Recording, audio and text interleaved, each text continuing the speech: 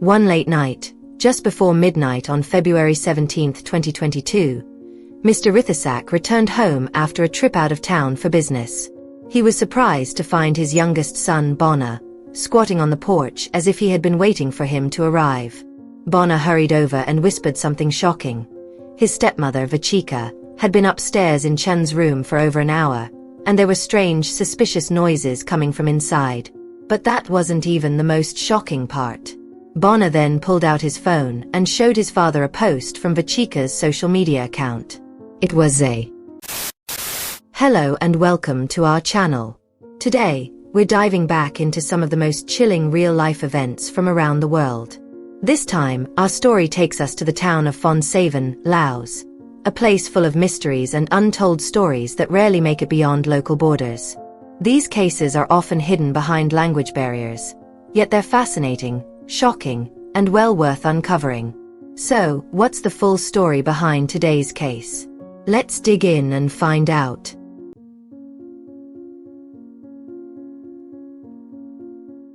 Before we jump into the story, don't forget to hit like, leave a comment, and subscribe.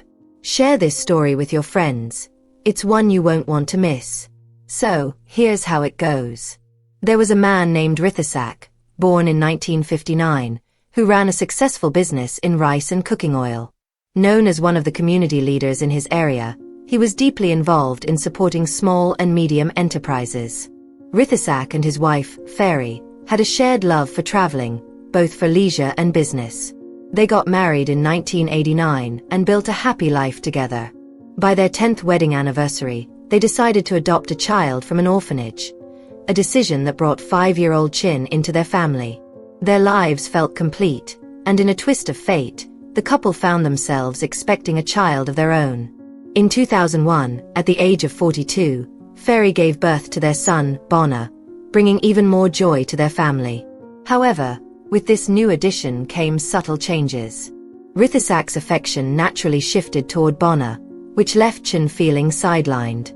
As Chen grew older, he began to sense that his younger brother was the favorite, even though his father tried to treat them equally. Perhaps it was just natural parental protectiveness toward a younger child, but to Chin, it felt different. When Chen entered middle school, he was sent to live with relatives in Luang Prabang to attend what his father believed to be a better school. While Rithasak had good intentions, this decision made Chin feel even more distant from his family. In 2013, the family faced a devastating loss when Ferry passed away due to illness. Rithasak, now a widower, chose not to remarry, instead dedicating himself to raising his 2 sons. Chin, now a young adult, returned home to attend college in Phon Savan, helping his father look after Bona, who was 8 years younger. Despite living under the same roof, Chen and Bona didn't share a close bond. Bona didn't know that Chen was adopted, and while their father treated them equally, Chen often kept his distance, harboring unspoken feelings of jealousy. By 2018, after graduating from college, Chen landed a job in the finance department of a hotel.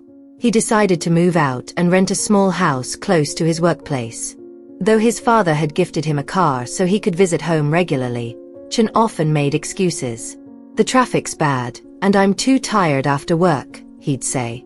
While his father missed him, he understood and didn't push him to visit more often. And that's where the story begins to take a darker turn. For some reason, Rithasak felt like Chin was deliberately keeping his distance. He even shared his concerns with their extended family. It was clear that Chin's behavior had shifted after his mother passed away. He seemed withdrawn, avoiding his father, and living in his own bubble. The puzzling part? Chin never lacked anything in terms of support or care. Could it still be tied to Bona's presence? Did he feel like his adoptive parents' love was stolen by his younger brother? What made it worse was that the family had promised to keep Chin's adoption a secret from Bona. But Chin's attitude raised so many questions for his younger brother. Bona often wanted to hang out with Chin, stay over at his rental place, or do things like wear matching jerseys. But more often than not, Chin shut him down, avoiding him like he was annoyed or even disgusted. Bona kept quiet about it, trying to find comfort in their father's reassurances. Then came mid-2020, and the pandemic hit hard. Mr. Rithasak, like many others, fell ill. The virus was devastating, and several relatives had already passed away. Naturally, the older man became pessimistic about his health. Adding to the concern was his history of diabetes and gout, which made things more complicated. During his self-quarantine, his health declined rapidly. Feeling uncertain about the future, he called in a lawyer to prepare a will, just in case things took a turn for the worse. Meanwhile, Chun's life also took a hit. The hotel where he worked temporarily shut down, leaving him unemployed. He moved back home and was shocked when he learned about the will. His father had decided to leave 80% of his wealth to Bonner and only 20% to him. The revelation left Chun furious. He couldn't wrap his head around it. How could his father make such a decision? He felt betrayed, arguing that he was supposed to be treated as a biological son. A 20-80 split? To him, it was absurd. In a fit of rage, Chun even stormed into the hospital to confront his father. His anger boiled over, and he ended up harshly telling Bonner the truth. They weren't really siblings. "Don't wonder why your face is uglier," he said bitterly. "It's because we don't share the same blood. Different fathers, different mothers. That's why we don't click." The revelation crushed Bonner. Some of Chun's words stung deeply, especially when he insulted Bonner's looks, saying his body was loose, and his face looked like an idiot version of Dad's. That's when Bonner tearfully admitted something that left everyone stunned. He already knew. Bonner had stumbled upon adoption papers hidden in a cupboard long ago, but he had chosen to ignore them, convincing himself that it didn't matter.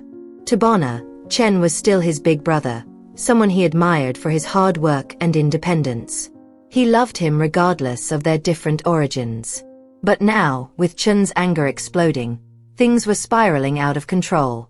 Bonner tried to remind his brother that the inheritance decision wasn't his fault. He didn't make the rules. Yet, Chun's resentment only grew. By early 2021, Mr. Rithasak's health had improved, and he was finally able to return home.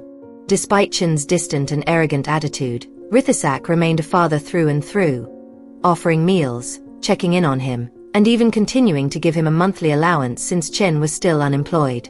On several occasions, Rithasak invited Chen to join his rice distribution business, hoping to groom him as his successor. But Chun turned him down every time, saying it wasn't his thing. Selling or managing rice. Not a chance. Chun had bigger plans, or so he thought. He wanted to open his own business, maybe something related to hospitality or fashion. Plus, he insisted on being independent. Inheriting a business wasn't his style. He was confident he could build something on his own someday. Rithasak didn't let Chun's attitude get to him. He wasn't about to apologize for the inheritance decision either. The will wasn't set in stone, it could be adjusted later. But apologizing to his adopted son? No way. Chun should have been grateful for the life he was given, being raised with love and provided for. An inheritance was still better than being left with nothing. But instead of gratitude, Chun felt like his father was becoming colder toward him. Unable to secure a job, he decided to move back into his rental house and told Bonner to sweet-talk their father into continuing his monthly allowance. In June 2021, everything took a turn when Mr. Rithasak met a 25-year-old woman named Vachika on Facebook. She worked at a salon and, after exchanging messages, they decided to meet at a hotel restaurant. Sparks flew. Despite being 61 years old, Rithasak was completely smitten with her youthful beauty and charm. They dated for 4 months before Vachika popped the question. Well, more like issued a challenge. "Why not marry me?" she said. To everyone's surprise, Rithasak agreed, and they tied the knot on October 20, 2021, in a small reception attended by his 2 sons. After the wedding, something shifted. Suddenly, Chun felt right at home living under his father's roof again. Why not? He had no job, his needs were taken care of, and all he had to do was bark orders at the house staff. Bonner was now in college and old enough to be bossed around, too. And then there was the new stepmom, Vachika. Her presence definitely livened up the place. Chun didn't seem to mind sticking around, After all, the house was now a lot more interesting. But all wasn't perfect. Just a month after the wedding, Rithisak confided in his brother about something troubling.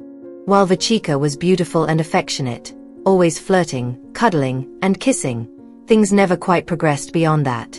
Every time he tried to take things further, there was an excuse. "I have heartburn," she'd say, or "I'm not feeling well," and the most frequent one, "It's that time of the month." It was driving him crazy. The foreplay was amazing, but when it came time for the main event, she'd just roll over and fall asleep. His brother tried to calm him down, suggesting patience.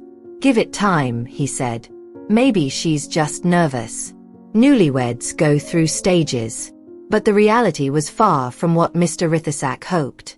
Nearly 2 months into the marriage, nothing had changed. Their intimacy was still limited to hugs and kisses. Nothing more. It was frustrating, and even a little sad.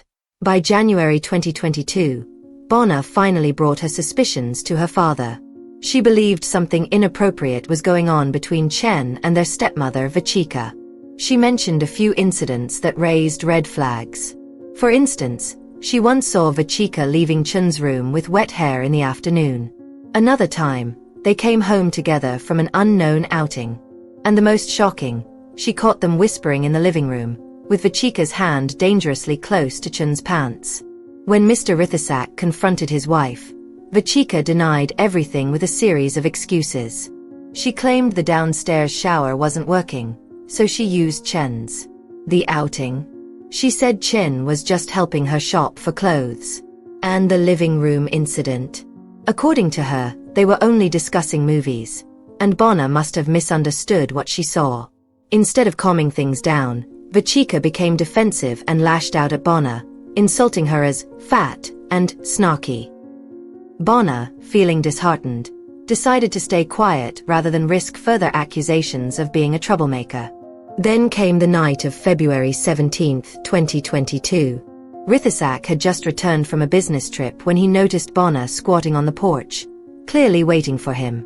She rushed over to her father and whispered urgently, telling him that Vachika had been in Chen's room upstairs for over an hour, and there were suspicious noises coming from inside. If that wasn't enough, Bona showed her father something even more damning, a photo from Vachika's social media account.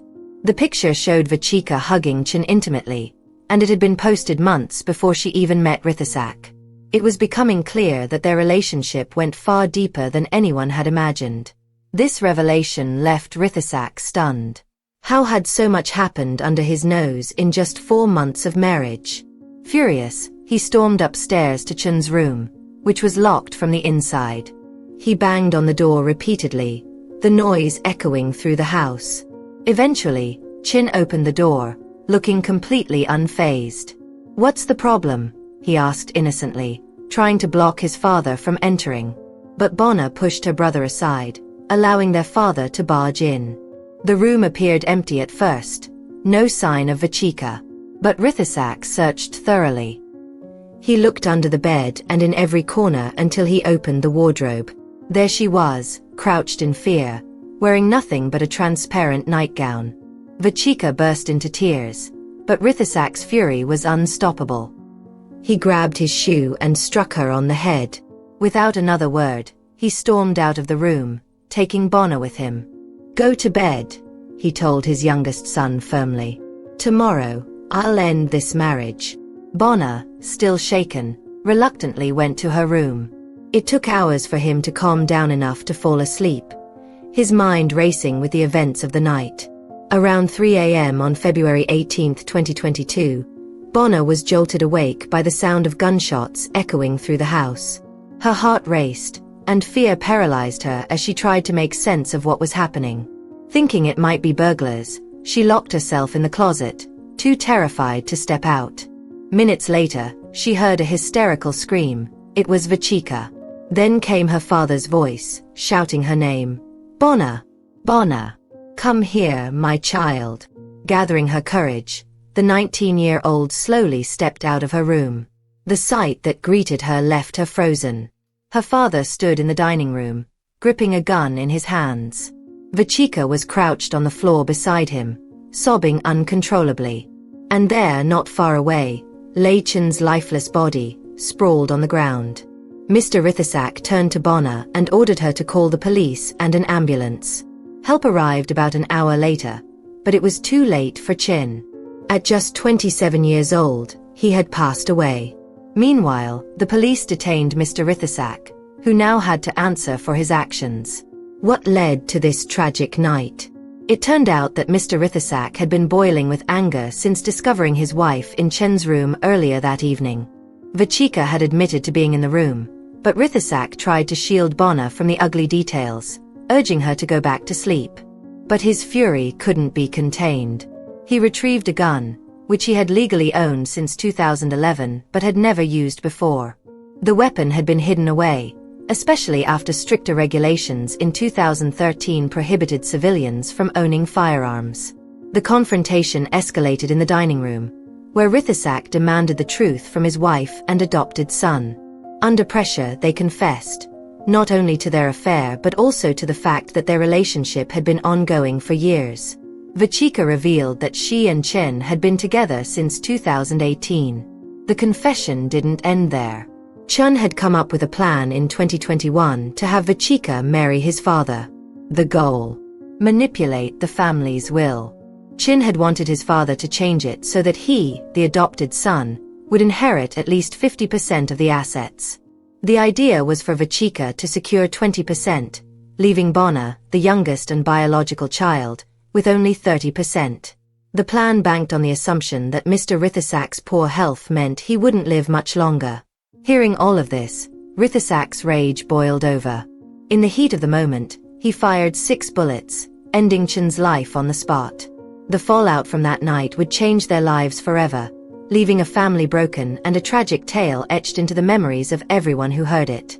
It turned out that Chen was the one who had orchestrated Mr. Rithasak's introduction to Vachika on Facebook. The plan was clever. If they had just stuck to pretending they didn't know each other, things might have gone smoothly. But unfortunately, the couple couldn't resist meeting in secret and acting recklessly, which eventually raised Bonner's suspicions. For weeks, the younger sibling quietly watched their every move, piecing together the unsettling truth.